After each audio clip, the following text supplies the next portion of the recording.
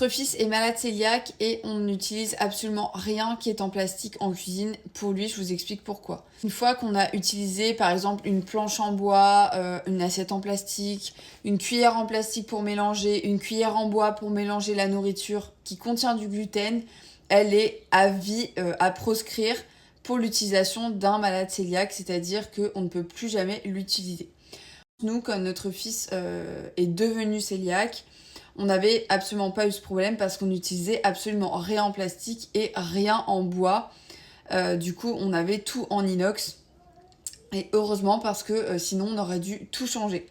Je précise que ce sont les recommandations de l'hôpital, du médecin qui a suivi notre fils et de la nutritionniste qui nous a dit absolument de tout proscrire qui avait déjà été utilisé par du gluten. Par exemple, une planche à pain, on n'aurait pas pu la laver et la réutiliser ensuite pour du pain sans gluten.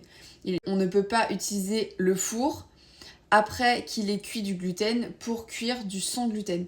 Il faut que le four soit nettoyé en profondeur avant d'être réutilisé pour un malade cœliaque ou pour quelqu'un qui ne mange pas de gluten. Et tout ça, bien sûr, sans parler du fait que le plastique laisse des microparticules sur les aliments, donc qui est vraiment à proscrire à 100%. Pour cette vidéo, n'hésitez pas si vous avez des questions sur la maladie cœliaque et je vous fais des bisous.